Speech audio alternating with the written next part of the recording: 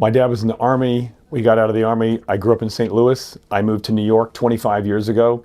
I'm classically trained in piano, voice, and trumpet, and I also made my way into the rock and pop world. I've done some indie film soundtrack work, and I've played with the Tubes.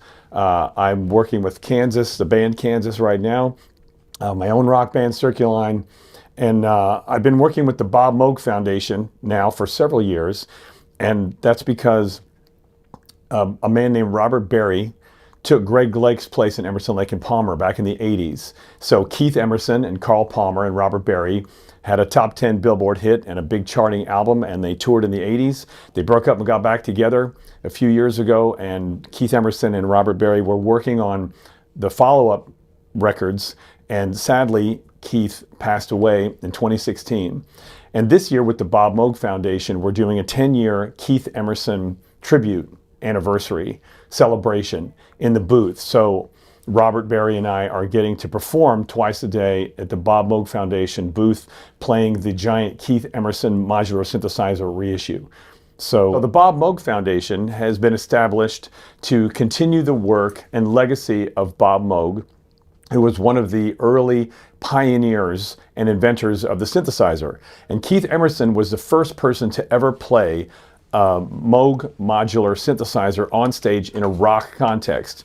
So even though synthesizers had been used by the Beatles and many rock groups, Keith was the first one to popularize it and take it to the world, and people saw him performing with that on stage.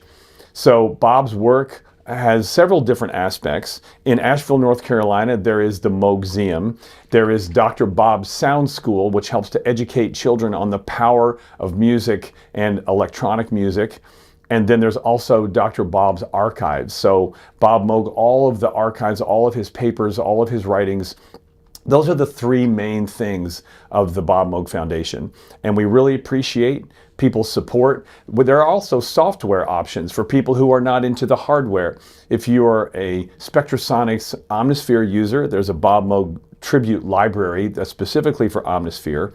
If you're a Contact user, there's also some new software out for that, and there's some other new software in the works that's coming all the time.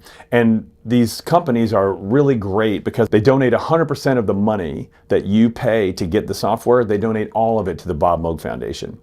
I've been coming to NAMM for the past 15 years. This is my 9th time here, and I think it's fantastic. Every year I'm excited to come to NAMM. I love meeting new people. Initially, it was all about the gear and being excited about all the technology and all the new things that we could use in our careers.